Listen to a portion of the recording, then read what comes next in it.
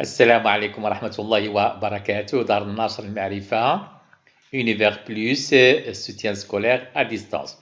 Aujourd'hui, nous avons une leçon pour la deuxième année collégiale. On va commencer notre chapitre 4, l'hérédité humaine. الوراثة عند الإنسان. On va utiliser comme toujours notre manuel scolaire Univers Plus et on va prendre la page 138. Il s'agit de la séquence 1. Effectivement, notre séquence 1, localisation de l'information génétique, موقع الخبر الوراثي. Donc, problème à poser au cours de la reproduction sexuelle, خلال التوالد الجنسي, les parents transmettent الآباء ينقلون بطبيعة الحال إلى الأبناء الخبر الوراثي المسؤول عن الصفات الوراثية, responsable des caractères héréditaires. Donc, le problème, peut-on préciser où se trouvent exactement ces informations génétiques présentes dans la cellule œuf et dans toutes les cellules de l'organisme. هل بإمكاننا نحدد بطبيعة الحال بالضبط مكان تواجد الخبر الوراثي داخل خلية بطبيعة الحال البيضاء وكذلك داخل جميع خلايا الجسم. Les objectifs à atteindre, ils sont deux. 1. Utiliser les acquis concernant le rôle des gamètes pour proposer des hypothèses à propos de la localisation des informations génétiques. إذا نطرح فرضيات حول مكان تموضع أو مكان تواجد بطبيعة الحال الخبر الوراثي. Exploiter l'expérience du clonage et de l'observation microscopique des chromosomes pour déduire le rôle des chromosomes comme support des informations génétiques. إذا استنتاج بطبيعة الحال دور الصبغيات بطبيعة الحال دعامة للخبر الوراثي. Alors, pour répondre à notre question et aussi pour atteindre nos objectifs, je dois réaliser les travaux suivants. Donc, je dois proposer des hypothèses à propos de la localisation. نطرح فرضيات حول مكان تواجد بطبيعة الحال الخبر الوراثي المسؤول عن الصفات الوراثية. ثانياً, je dois déduire le rôle du noyau. ينبغي أن نستنتج بطبيعة الحال دور النواة في هذه الحالة اعتمادا على التجربة بطبيعة الحال en exploitant les données fournies par l'expérience qu'on va étudier juste après. Donc, troisièmement, en exploitant les données fournies par les documents, cette fois-ci de 1 à 4, je dois déduire le rôle des chromosomes, استنتج دور الصبغيات, les chromosomes. Donc, commençons par notre première activité. Donc, expérience de clonage, تجربة استنساخ. On va commencer par un document animé, localisation du programme génétique. Alors, il s'agit d'une simulation. Comme vous le constatez, nous avons une vache tachetée de laquelle on va prélever, comme vous allez le constater, la cellule d'embryon. Voilà, effectivement. On va faire de même pour une vache, cette fois-ci brune. Voilà. Étape suivante, dans une boîte pétrie, je vais mettre le cytoplasme et la membrane cytoplasmique de la vache brune sans le noyau, bien sûr, comme vous le constatez. Alors que la cellule d'embryon de la vache tachetée, je vais prélever uniquement le noyau que je vais cette fois-ci insérer dans le cytoplasme, bien sûr, de la cellule d'embryon qu'on a prélevée de la vache brune. La cellule d'embryon qu'on a obtenue cette fois-ci, qui est constituée bien sûr du cytoplasme, membrane cytoplasmique de la vache brune et du noyau de la vache tachetée. Et on va, comme vous allez le constater, implanter cette cellule d'embryon dans l'utérus d'une vache blanche. Et on va voir bien sûr après la grossesse que sera bien sûr le veau obtenu. Voilà. Effectivement, comme vous le constatez, cette vache blanche, après grossesse, elle a donné naissance à un veau. Cette fois-ci, elle est tachetée. Que peut-on conclure? Donc, l'information génétique, la conclusion bien sûr que nous pouvons donner cette fois-ci, c'est que l'information génétique responsable bien sûr des caractères héréditaires مسؤول عن الصفات الوراثية في هذه الحالة بطبيعة الحال لون الجلد كما تلاحظون لون البقرة أنه أبيض بطبيعة الحال ببقع بنية موجود داخل النواة بما أننا استعملنا نواة بطبيعة الحال البقرة كما أشرت إلى ذلك tachetée. Alors, comme nous venons de le voir, bien sûr, nous avons deux vaches donneuses. Une vache, bien sûr, donneuse d'embryons à robe pinoire, donc tachetée comme vous le constatez. Une autre vache, bien sûr, toujours donneuse cette fois-ci d'ovule, arobe salaire, et marron à peu près, bien sûr. Étape 1, on va prélèvement d'un embryon issu du croisement de cette vache noire et blanche avec un taureau noir et blanc aussi, donc les deux parents étant de race pure. Voilà, effectivement, prélèvement des cellules d'embryon qui seront séparées, comme vous allez le constater. Effectivement, voilà. Donc, un noyau d'une cellule d'embryon est extrait, voilà. Voilà, nous avons le noyau séparé de la cellule, bien sûr, de notre embryon. De l'autre côté, voilà, de l'autre côté, nous avons notre vache brune. On va prélever un ovule non fécondé, voilà. Effectivement, donc le noyau de l'ovule non fécondé est extrait. Voilà, on va enlever le noyau, comme vous le constatez, on obtient un ovule sans noyau. Celui-ci, comme vous allez le constater, voilà, nous avons notre ovule sans noyau et on va greffer, bien sûr, dans l'ovule, ce noyau, bien sûr, dans l'ovule nucléé, c'est-à-dire sans noyau. On obtient, bien sûr, une cellule d'embryon qui est constituée, bien sûr, de l'ovule sans noyau de la vache brune et du noyau qu'on a prélevé, bien sûr, de la vache tachetée. Après, étape suivante, comme vous allez le constater, on va implanter, voilà, on va implanter dans l'utérus d'une vache porteuse prête. Cette fois-ci, la vache, elle est de couleur totalement différente, elle est grise.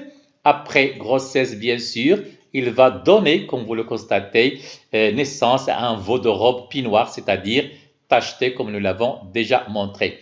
Donc, ces expériences montrent bien que l'information génétique se trouve, oui, se trouve dans le noyau, puisque bien sûr, le veau a la peau bien sûr tachetée, comme vous le constatez, et on a utilisé le noyau bien sûr de la vache bien sûr tachetée, qu'on appelle bien sûr robe pie noire.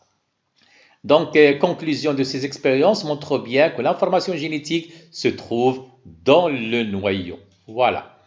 Donc, effectivement, pour notre, cette fois-ci, pour notre expérience de clonage, étape 1, extraire un ovule d'une brebis donneuse de cytoplasme et retirer le noyau. Donc, son noyau, il va donner uniquement le cytoplasme avec sa membrane, bien sûr, avec une micropipette, voilà. Deuxième étape, on va extraire des cellules mammaires à partir d'une brebis, cette fois-ci donneuse du noyau. Deuxième, bien sûr, elle va donner uniquement le noyau. Voilà. Étape 3, on va transférer un noyau de cellules mammaires dans le ville privé du noyau. Voilà, comme nous l'avons déjà vu auparavant.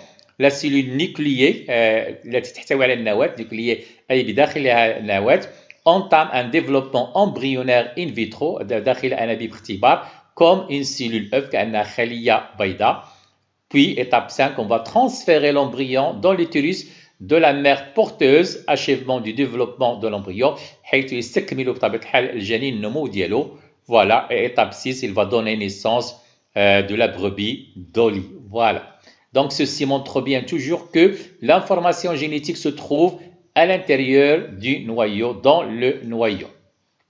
Activité 2. Le support de l'information génétique qui se trouve à l'intérieur des noyaux des cellules. On va chercher, bien sûr, quel est ce support de l'information génétique qui se trouve à l'intérieur de notre noyau. C'est ce qu'on appelle les chromosomes à sébriette. Alors, un cas particulier de chromosomes facilement observable, comme vous allez le constater, on retrouve ces chromosomes géants, je peux dire bien sûr, chez ce qu'on appelle les chironomes, qui sont des insectes des moustiques mesurant environ 10 mm. Donc, la larve de ces moustiques, appelée vers de vase, sont de couleur rouge. Alors, cette larve, comme vous allez le constater, et plus précisément dans les cellules des glandes salivaires du chironome, on retrouve des chromosomes très géants. Voilà. On va le constater. Donc, nous avons des cellules, comme vous le constatez, des glandes salivaires de chironome observées au microscope optique. Nous avons notre membrane cytoplasmique. nous avons aussi le cytoplasme et nous avons bien sûr notre noyau. À l'intérieur du noyau, on voit très bien bien sûr ces filaments qui constituent ce qu'on appelle les chromosomes. Donc à l'intérieur du noyau, on retrouve des filaments qu'on appelle les chromosomes. Pourquoi on a choisi cette larve bien sûr de chironome, comme je l'ai déjà dit bien sûr? Tout simplement parce que c'est un cas particulier. Les chromosomes à l'intérieur du noyau, ils sont géants, ils sont observables facilement. Voilà. Donc, comme nous venons de le dire, des chromosomes géants des cellules des glandes salivaires de la larve de chironome, voilà. Un schéma, bien sûr, représentant une cellule de glande salivaire, toujours dans notre larve de chironome, grossissement multiplié par 400. On voit très bien ces chromosomes géants à l'intérieur du noyau. Donc, à l'intérieur, on a déjà montré que l'information génétique se trouve et localisée à l'intérieur du noyau. On vient de montrer qu'à l'intérieur du noyau, on retrouve ce qu'on appelle les chromosomes. Assez brillant. Alors, éléments de réponse aux questions des activités. La question 1 nous demande de proposer des hypothèses. Voilà, donc le noyau est l'élément important que l'on trouve dans toutes les cellules. On peut supposer alors qu'il est le siège de l'information génétique de chaque cellule. Question 2, déduisez le rôle du noyau. Donc, vous le savez très bien maintenant. Donc, la naissance de la brebis Dolly a nécessité l'intervention de 3 brebis, celle qui a donné l'ovule énucléé, c'est-à-dire uniquement la membrane cytoplasmique et le cytoplasme, celle qui a donné le noyau est la mère porteuse, donc Dolly ressemble à celle qui a donné le noyau. Le noyau est donc l'élément cellulaire où se localise l'information génétique. Voilà. Troisièmement, déduisez le rôle des chromosomes. Donc, comme vous le constatez maintenant, donc l'expérience du clonage est aussi bien sûr la simulation que nous avons étudiée auparavant a montré que le noyau est le siège de l'information génétique. L'observation microscopique montre que le noyau contient des filaments colorables dits chromosomes, c'est brief. Les chromosomes constituent donc le support de l'information génétique. Dans ces brief, تشكل بطبيعة الحال دعامة الخبر الوراثي. Voilà.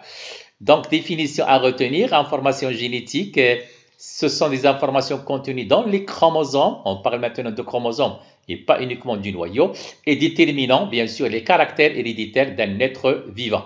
Les chromosomes, ce sont des filaments contenus dans le noyau des cellules, faciles à colorer et absorber sous microscope lors de la division cellulaire. Voilà.